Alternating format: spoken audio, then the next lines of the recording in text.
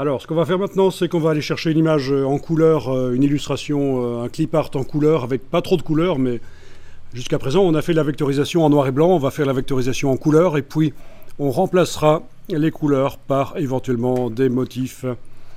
En tout cas, oui, certaines des formes dans l'illustration seront remplacées par des motifs, ce qui me permettra de vous expliquer quelque chose à propos de la recherche graphique avec les motifs.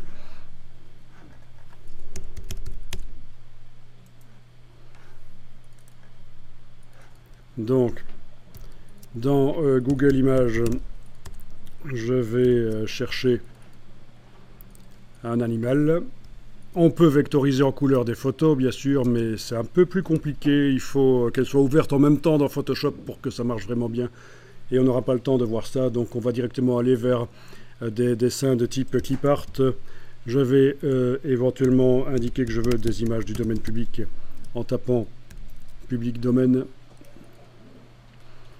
J'ai oublié que j'ai intérêt à faire ça plutôt dans Chrome, puisqu'on avait installé l'extension dans Chrome. Donc je vais dans Chrome, ce sera mieux.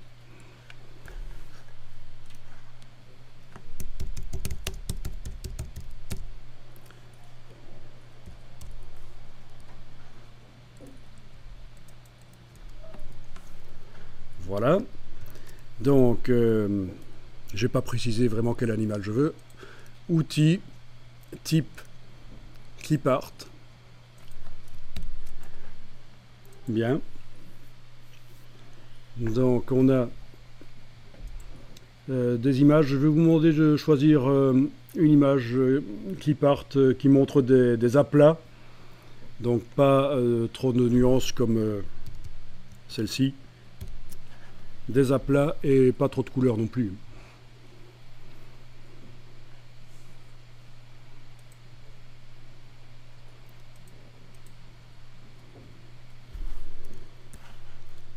Ok, ben je vais essayer avec cette tortue par exemple.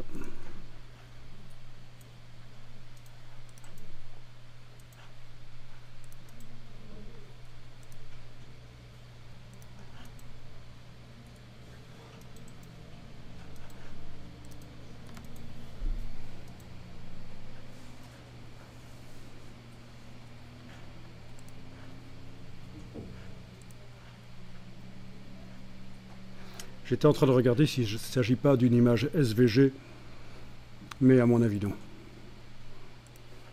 Ce n'est pas du vectoriel directement. Donc allez chercher une image qui présente 3 couleurs au moins et vous allez pouvoir faire des tests avec des motifs dedans.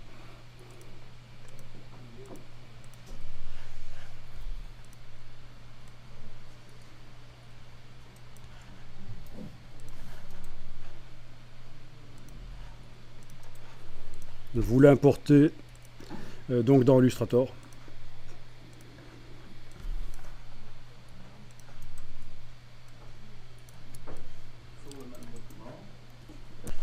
Oui, je vous demande de l'importer dans le même document parce que sinon ça va compliquer les choses. Il faudrait à ce moment-là transférer les motifs dans le nouveau document. Donc autant le faire dans le document qui contient les motifs que vous avez créés.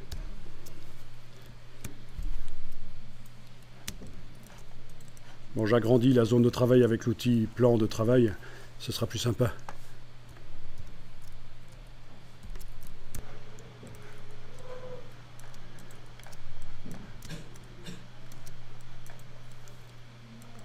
Eh bien, vous allez enclencher la vectorisation sur cette image.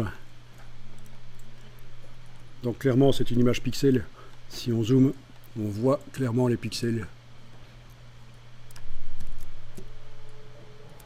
Donc ce que je vous montre ici, bien sûr, fonctionnerait avec l'image que vous avez dessinée vous-même en couleur sur du papier. Vous l'avez scannée, vous l'avez photographiée proprement avec un smartphone, vous la récupérez dans Illustrator. Donc je ne vous incite pas à utiliser forcément des images qui viennent du web. Vous pouvez faire la même chose avec vos propres images. Donc vectorisation de l'image. L'image est sélectionnée, j'enclenche l'aperçu, la vectorisation est enclenchée. Avant que j'oublie de le faire, j'enclenche ignorer le blanc. Comme ça, le blanc autour de la tortue est transparent. Parfois, il y a des images qui contiennent du blanc. Et à ce moment-là, si vous... évidemment, sur les images qui contiennent du blanc, ça va transformer le blanc en transparent. C'est ennuyeux. Est-ce qu'on a des images qui contiennent du blanc ici?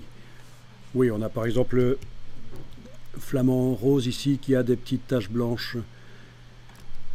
Donc pour que dans Illustrator, quand on vectorise une image qui a du blanc, ça ne transforme pas le blanc en transparent.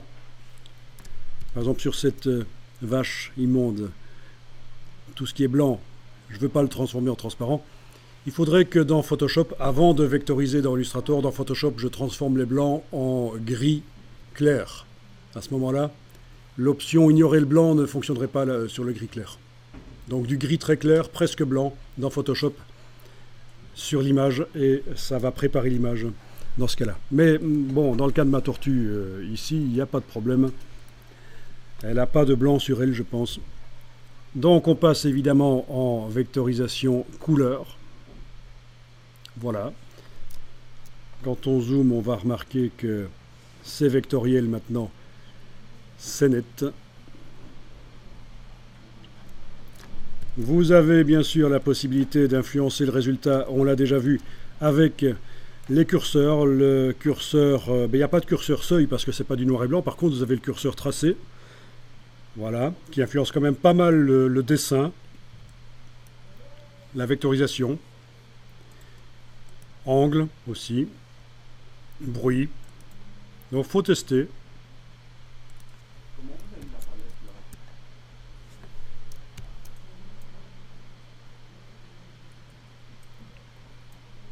Voilà. Vous êtes en palette couleur réduite, c'est très bien. Normalement, ça ne va pas faire trop de couleurs. Ça ne va pas générer trop de couleurs différentes quand on va décomposer la vectorisation. Bon, on va sauvegarder le document.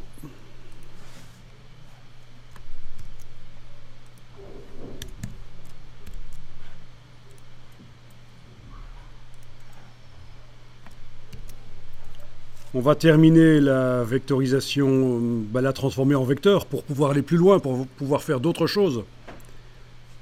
On peut très bien continuer le travail. Si la tortue nous convient comme ça et qu'on ne veut pas travailler sur elle, on peut la laisser sous forme de vectorisation et continuer le travail. C'est pas un problème. Mais si je veux aller plus loin sur les couleurs, changer les couleurs, mettre des motifs dans la tortue, il faut que je décompose la vectorisation. Il faut que les tracés apparaissent, que ce ne soit plus une vectorisation dynamique, modifiable. Alors pour ça, vous savez qu'il faut aller dans Objet, Vectorisation, Décomposer. Objet, Vectorisation, Décomposer. Et voilà, on voit les tracés qui apparaissent. Voilà, j'enregistre le document, encore une fois. Comme ça, je suis sûr que dans ma version 0.2, la vectorisation s'y trouve, et dans la version 3, c'est la vectorisation qui a été décomposée. On ne sait jamais que je doive retourner sur la vectorisation, aller modifier les curseurs pour ces curseurs-là. Ou pour une raison, je ne sais pas. Ok, donc on a décomposé la vectorisation. On obtient donc, dans la palette des calques, un groupe avec toutes les couleurs qui composent la tortue, dans mon cas, ou n'importe quoi comme bestiole que vous auriez choisi. Voilà. Il y a quand même pas mal de formes qui créent l'objet là.